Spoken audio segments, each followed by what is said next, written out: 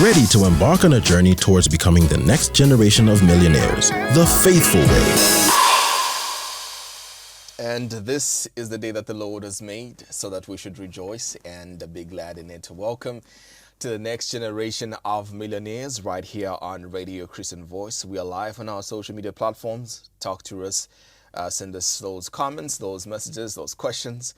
09602000490. Leave them and let's get interactive. My name is Kunda and I have Dr. Kennedy Musonda with me. How are you? And welcome to the program. Thank you, Sam. I'm very well. Good to have you. Thank you. And so today we're going to be looking at something very interesting, and this one for us who are working, we want to hear this. And so, challenges of creating wealth through a job. So this is what we are looking at today. So for us who are working, we need to. If ever. Yeah. We must open our ears now. and your heart. And our hearts. Yes, I love yes. that. All right. So maybe let's get to the first part. Let's get to what's the purpose of a job? The purpose of a job is simple. It's to enable you to earn a living. That's all. The job was not intended to make you wealthy. Chapa. It's for you to earn a living. So if you're earning a living, that's fine. It's the people who create the job. And I know we may be talking more, it may be more applicable in the private sector, but the principle is the same. Okay? It's a person who creates a job is the one who has the intention of creating wealth. The person who is filling the job is filling the job to earn a living, not to create wealth. That's interesting. And it's a sad truth. It's a sad truth, but so then if we're already here, we already have a job, then what do we have to do next? What's next then? Yeah, that's now where we begin to look at what we've been looking at in the past. You now need to have a wealth creation mindset. That's a program we'll focus on in the near future. You need a wealth creation mindset, not an employee mentality. Because there is an employee mentality that there are two challenges here. Number one, the job itself is difficult to create wealth from a job. Lot of limitations. Second, and most importantly, is the mindset of employees. You know that for you to be an employee is because you have a mindset of an employee. Why did you decide to get a job, Kunda? Why did I? Yeah. Why didn't you not decide to go and do the same skills that you have and go and start it yourself?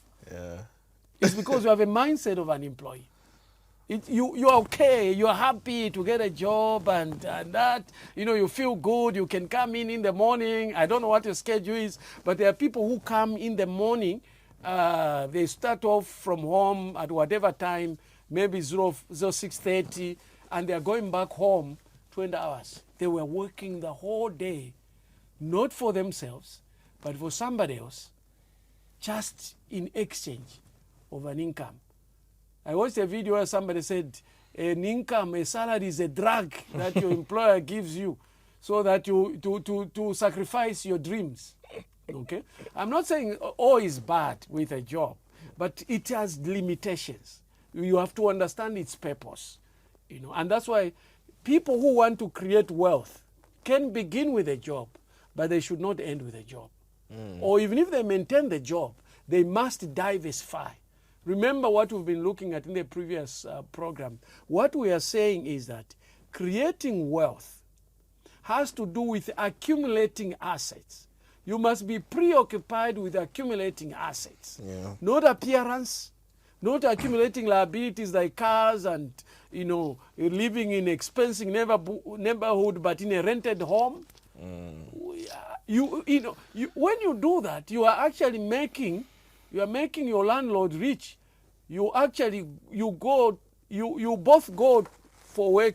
Let me put this way. Your landlord sends you to work and he remains at home. But at the end of the month, the landlord gets free. Free money in inverted comma. You went for work. Yeah.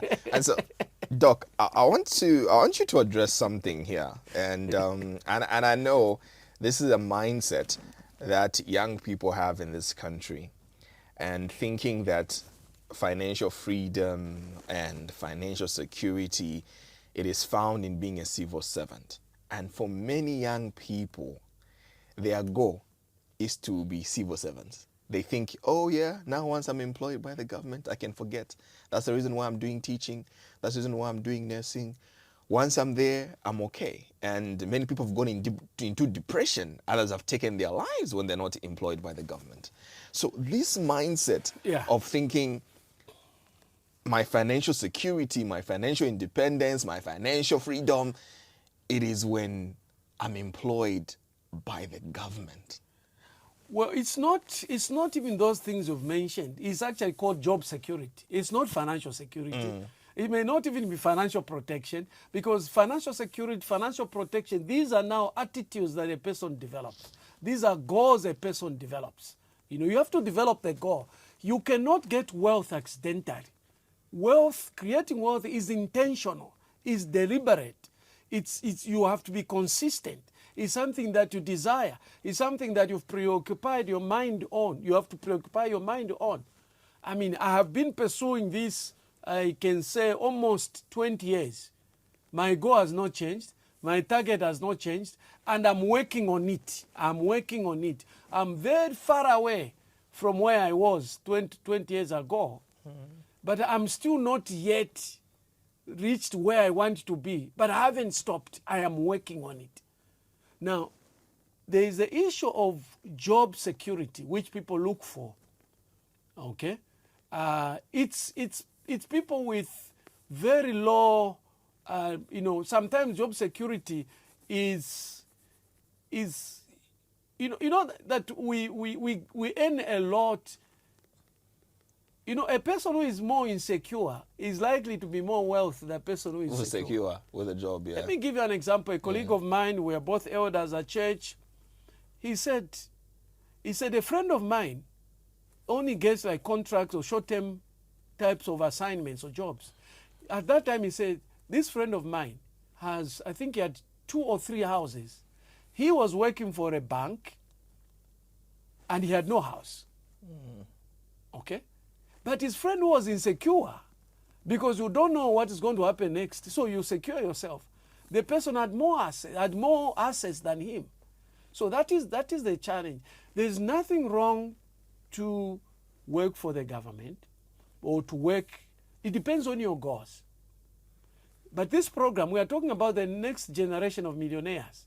It means that even if you start with a job, you will not end up with a job.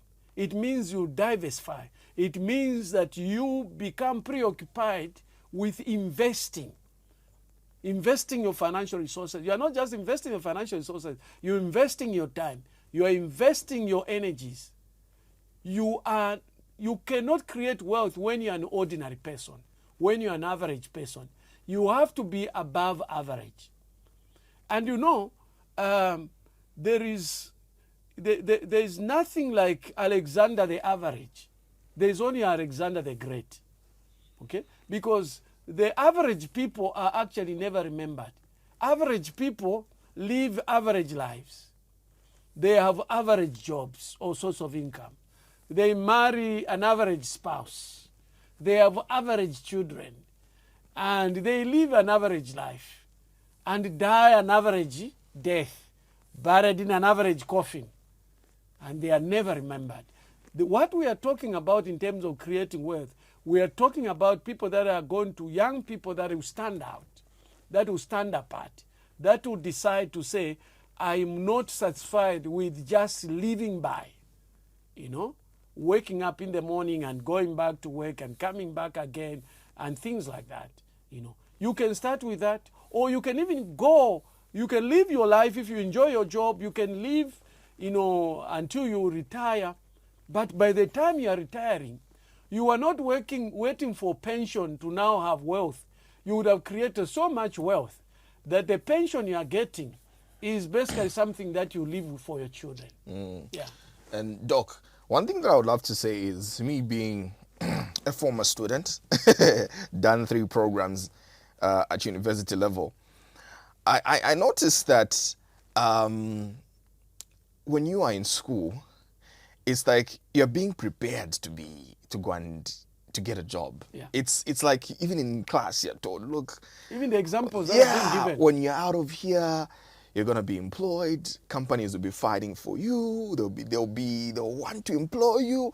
Like this is the mindset that you come out with from university.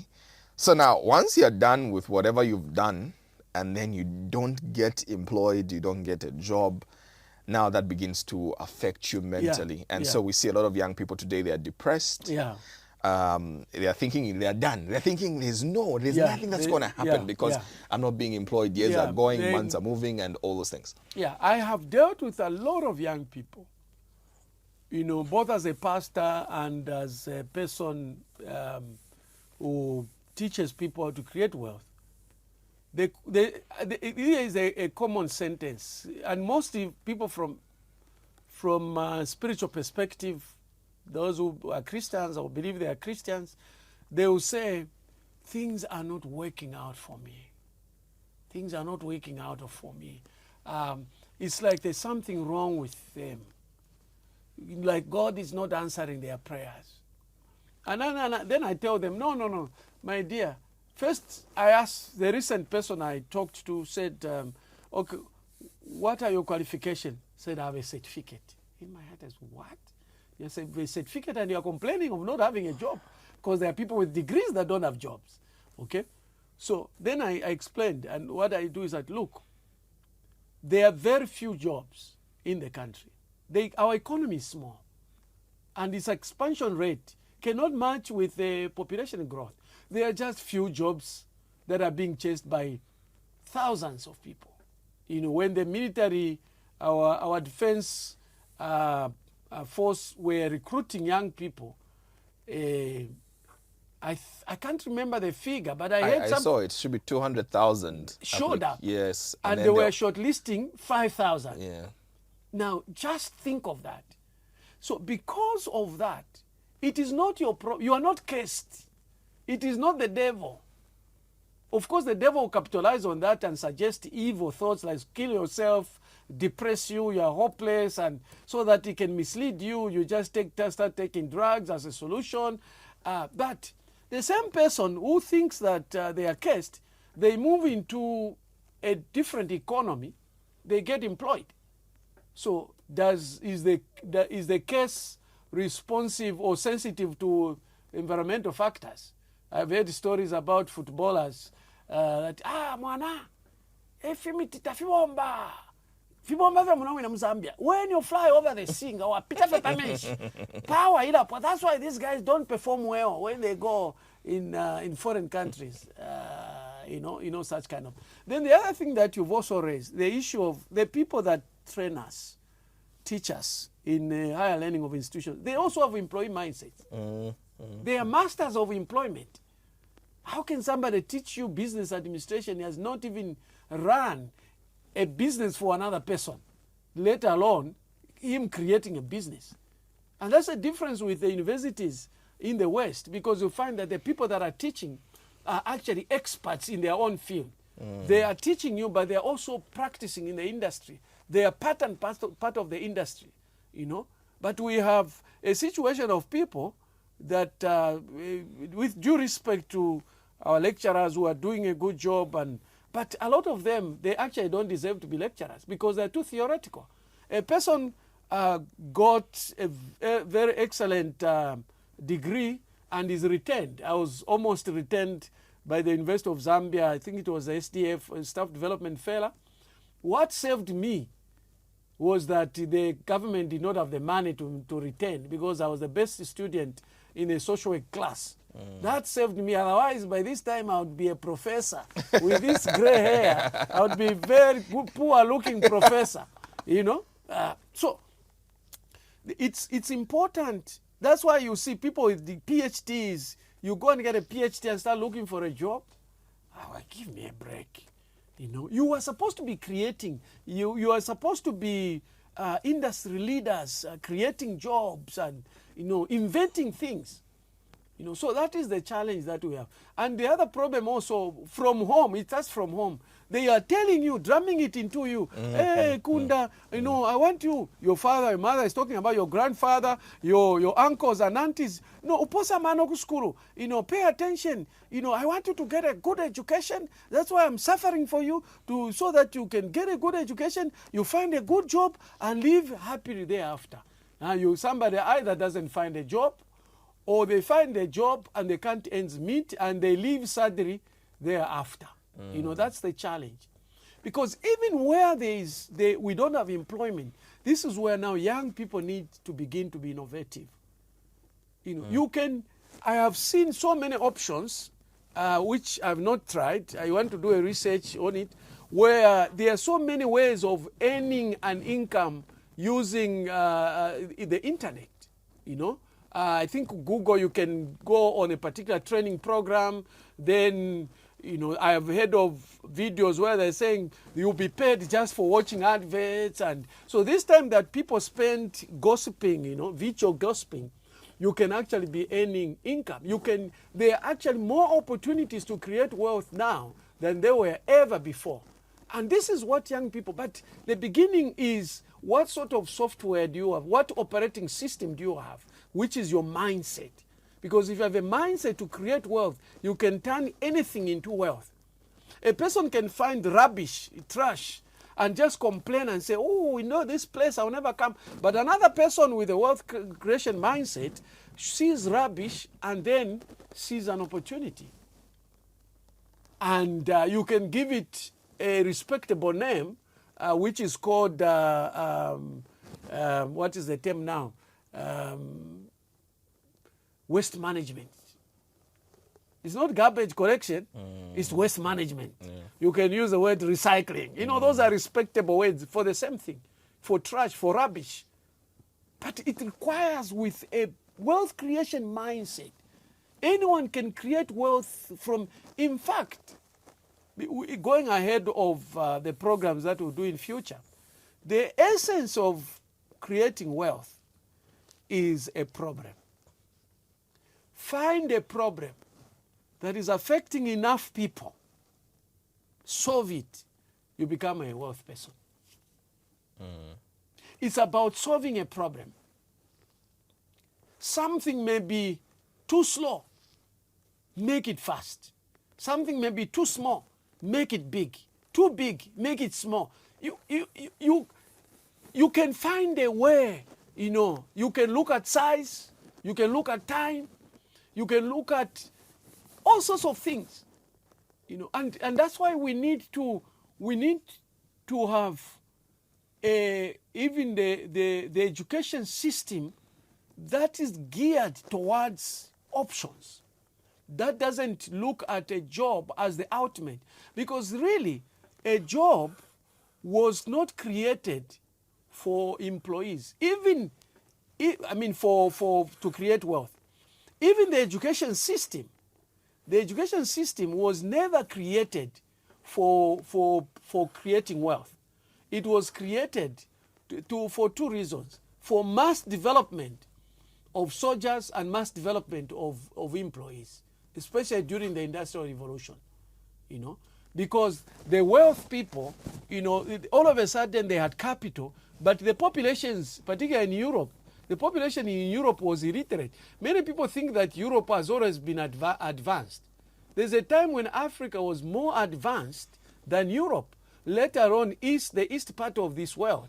You know, the Greeks and the other people they were more educated, more wealthy than the Western world. So when the people who began during Industrial Revolution, when there was capital, they started developing factories, there were very few educated people. So the education system had to be created for mass production. The ancient education system in the Western world was actually more of apprenticeship. They used to have a tutor, and only the wealth could afford a tutor who would come and teach you, you know, one-on-one teaching, you know. So that's why you find the elite were always educated. The masses were illiterate. So now, because now they needed a lot of workers, they had to create a system that would make employees. So, and for them to make employees, you are an employee first by a mindset than by what you do. Because when you are doing a particular job, you are not just learning the skills, but your values are also changing. Your perception is changing. When they are training you to be a doctor, you are learning how to operate as on people, or, you know, attending to people's, treating people. So, but also you must start also feeling as a doctor. Okay, act as a doctor. Do the things you do because you are being changed inside. You know, change has to be inside out. Employees, change is inside out. We are groomed. We are groomed from childhood for employment. That's why it looks normal. For a person, as I was saying in previous programs, you can start early in the morning, go evening, 5 days a week, 1 month, 2 months, 1 year, 10 years, 15, 20 years. You are doing the same thing. Another person of the same mindset will start thinking, when am I going to live my life? If all I, you know, and these are things I used to think about when I was in employment. I started thinking, is this all there is to life? Earning a living. You are earning a living, but you can't live. You know? And these days, I am so scared of jobs. I get scared of jobs. You know? That's why in the past, I think I spent the first 14 years in a job. I got tired. I repented of a job and left. I actually left when I was 41. And people were saying, how can you do that? I remember even my son then, who is now 28, was in grade 9. And I remember we were somewhere at ZNBC. We were turning because he was going at, my children were going at Goka. So we were turning. I don't know where we are going, this way or the other way, of Alikinkata, coming this way or the other way. He was advising me, Dad, don't stop work. Just continue what you are doing, you know, at the job, at this financial security level. Continue working, doing your consulting, but maintain the job so that if things go wrong, we have a job. Yeah.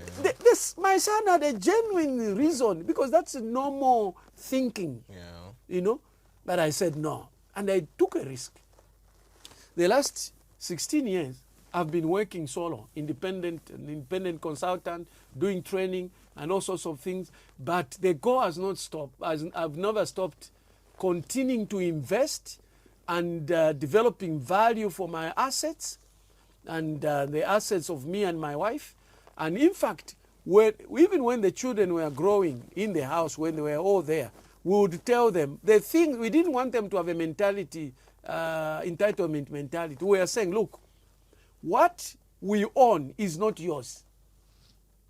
What we own is ours. Don't start thinking that, oh, you know, because we live in this place, then, you know these middle-class children, these are not yours.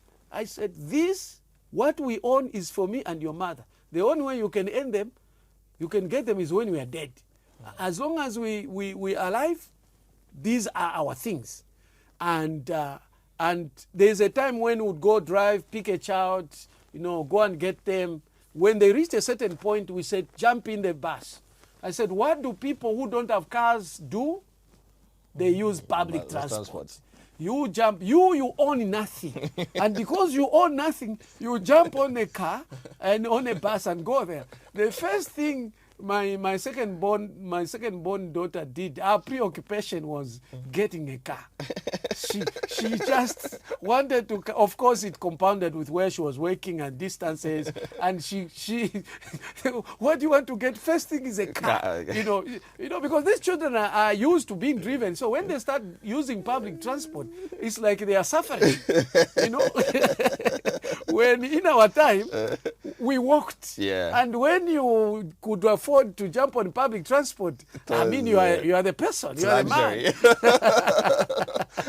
So now, Doc, as we get to the end of the program, you've mentioned a word, and which is risk.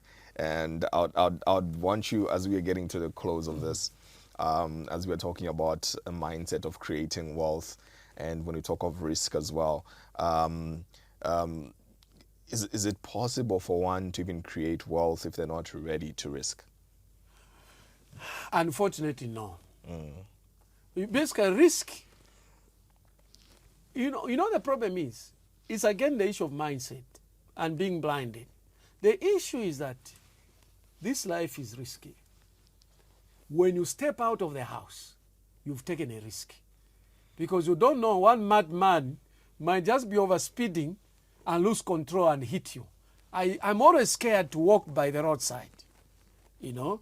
And particularly when I'm out of the country, I don't have my vehicle there, I have to walk. And I'm always thinking, what if this car just... And then I start calculating, what's the probability that he will just lose control and he just hit me? And those thoughts cross my mind. When you're drinking water, you've taken a risk. You can choke. I've choked many times. You can choke. You can be choked by food and die. So we take, but the only risk we fear is the risk to invest, is the risk to launch out into the unknown. You know, so we have to know that there's no way you can create wealth without risk. But of course, we are saying you have to manage. You have to look at managing those risks. You know, reduce the risks as much as you can, and you can reduce the risks by the level of education, by gaining more knowledge, by getting more by being more skilled. Then you reduce the risk. For example, I was passing one day along Great East Road, yes, and I saw they were mounting these big billboards, and I saw a man walking on top. And then I was thinking, it's very risky. But because that man is experienced, his level of risk is lower than mine. Because for me, they think that the first problem I have, do I know how to even balance? Then the issue of phobia, you know, aerophobia, you look down and you think you're falling and then eventually you fall. So it's the aspect of getting the experience of researching, do your work, do your background work, consulting people that are already in a particular field. Now, what I'm saying here as we are concluding, I'm not saying a job is bad. A job is good. And a job is a very good starting point. And with the right mindset, you can create wealth. It may take you longer, but you can still create wealth. The issue is that you need to have a job, you need to change a mindset from poverty mindset or employee mentality to wealth creation mentality. That is what is very, very important. And then you'll be able to create wealth. There are times where, and I've had these experiences over the years, there's a time when somebody was telling me, as we interact with the people that we teach, that they had somebody who was sweeping, you know, who seemed to be more wealth than the people, the bosses. Sometimes maids and garden boys can even be more wealthy than the owners in terms of net worth.